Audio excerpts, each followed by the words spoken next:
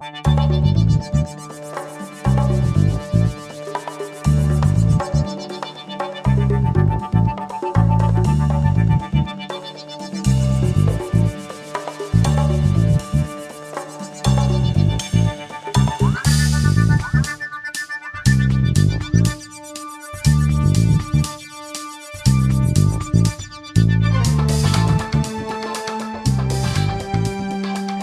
les baigneurs!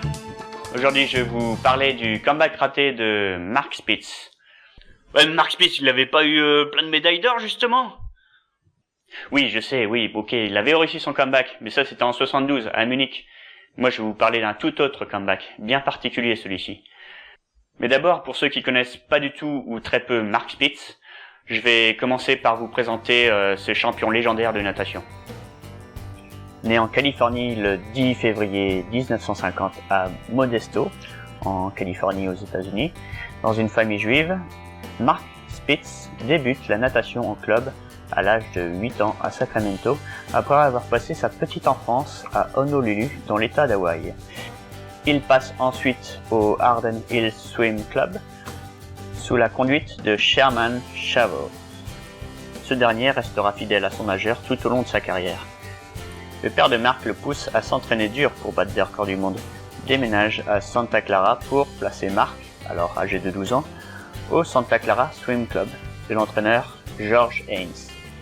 Il s'entraîne alors avec Don Schollander, qui venait de remporter 4 titres olympiques à Tokyo en 1964. Spitz progresse et compte déjà 3 records du monde avant les Jeux Olympiques de Mexico et 5 titres lors des Jeux Panaméricains de 1967 à Winnipeg. Très orgueilleux, il annonce alors publiquement qu'il fera mieux que Schollander à Tokyo en remportant 6 titres olympiques à Mexico. Mexico, Mexico.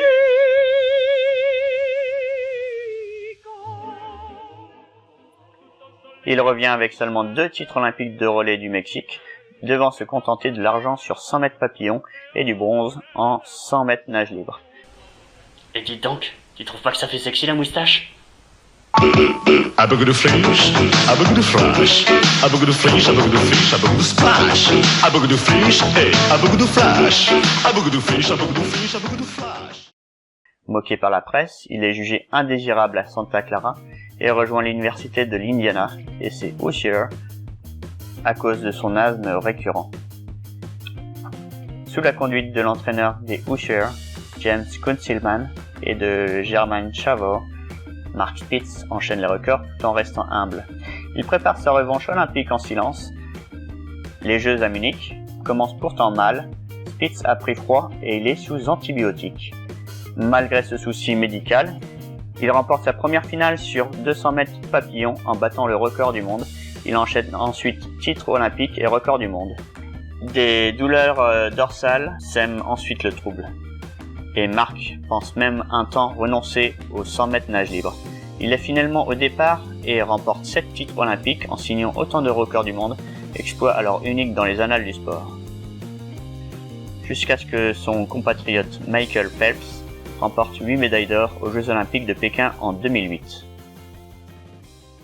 À Munich? Il y a aussi de la bonne bière, non? Eh vous là-bas là! C'est pas trop une tenue de bain ce lait de roseux. Allez donc dans le vestiaire vous changez. Et par contre la bière, elle vient par ici.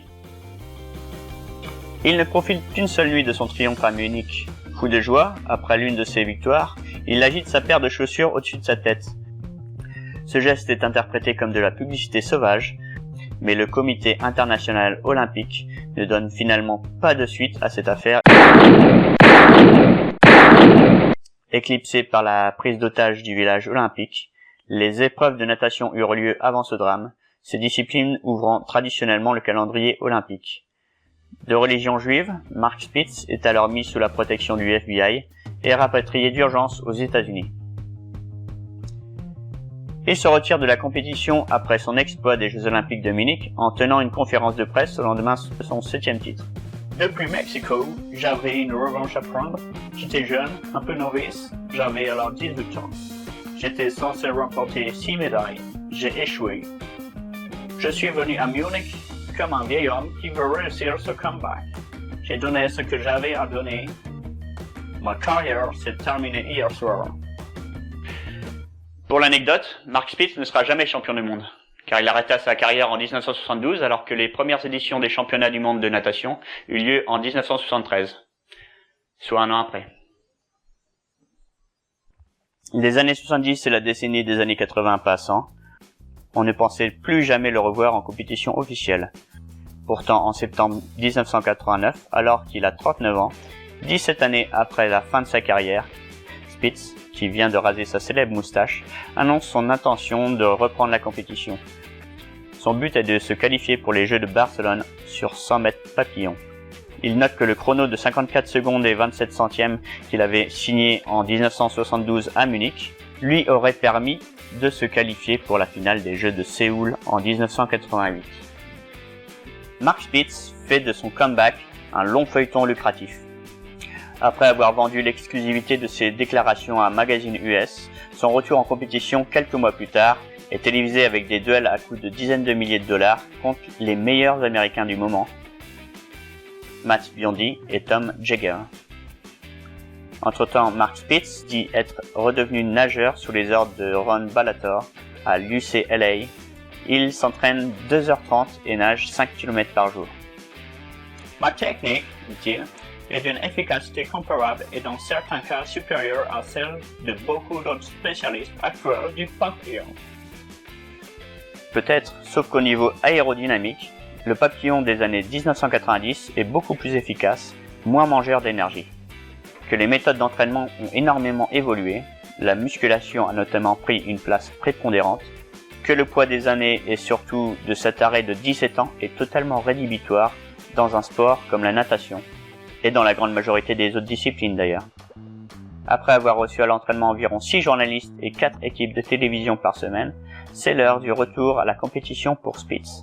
Un retour sur mesure, retransmis en direct sur ABC et sur Canal+ en France, le 13 avril 1991, à Mission Viejo, en Californie. Il affronte Tom Jagger, alors recordman du monde du 50 mètres nage libre, sur 50 mètres papillon.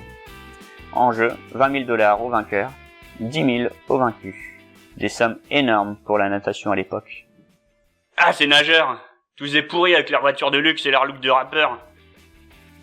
Sans forcer, Jagger s'impose 24 secondes et 92 centièmes contre 26 secondes et 70 centièmes au revenant, ce qui équivaut à un chrono entre 57 secondes et 58 secondes sur 100 mètres papillon. 2 semaines plus tard, même motif, même punition. Face à Matt Biondi, cette fois, 24 secondes et 51 centièmes contre 26 secondes et 51 centièmes et $35 000 contre $15 000. Le 9 mai, il dispute son premier 100 mètres papillon en grand bassin à Tenerife contre 4 adversaires totalement inconnus. Il se classe 5e et dernier en 58 secondes et 77 centièmes. Il disait alors: Je me sentais 21 ans au départ. Aux 50 mètres, j'en avais 31. Vers les 75 mètres, j'ai rejoint mon âge actuel. À l'arrivée, j'avais 101 ans. À demi-mot, Spitz avoue qu'il est très loin du compte. Il est surtout très loin du temps de qualification pour les sélections olympiques américaines, qui était alors de 55 secondes et 59 centièmes. En juin, le voici au meeting de Canet-en-Roussillon contre 100 000 francs, qui équivalait à 15 000 euros. Les organisateurs lui préparent un 100 mètres papillon de gala, des adversaires de qualité mais bien élevés, qui prennent soin de ne pas larguer trop vite cette légende du sport. Là encore, l'Américain se classe dernier et surtout son chrono n'évoluait pas, au contraire. Ah, ces jeunes! Aucun respect pour leurs aînés. Les semaines passent, les compétitions se font plus rares, les séances d'entraînement sans doute aussi. Fin 1991, le comeback de Mark Spitz a vécu. Pas d'annonce officielle, juste un nom qui s'efface petit à petit. En mars 1992, aux sélections olympiques américaines, pas trace de Spitz. Pablo Morales et Melvin Stewart se qualifient pour les Jeux sur 100 mètres papillon, en nageant 54 secondes et 0,5 centièmes et 54 secondes et 0,6 centièmes. Morales deviendra champion olympique à Barcelone en 53 secondes et 32 centièmes. Plus de 20 ans après, ce retour pathétique reste un mystère. Il a surtout écorné l'image d'une icône du sport. Cet épisode de Salut les baigneurs est désormais terminé. N'hésitez pas à partager cette vidéo sur les réseaux sociaux et n'hésitez pas surtout à faire connaître la chaîne autour de vous. Vous pouvez laisser vos commentaires, vos avis en commentaire de cette vidéo. Et vous pouvez aussi vous abonner à la chaîne Salut les baigneurs en cliquant ici. Quant à moi, je vous laisse. Hey vous là-bas là! On court pas au bord du bassin, vous allez finir par glisser.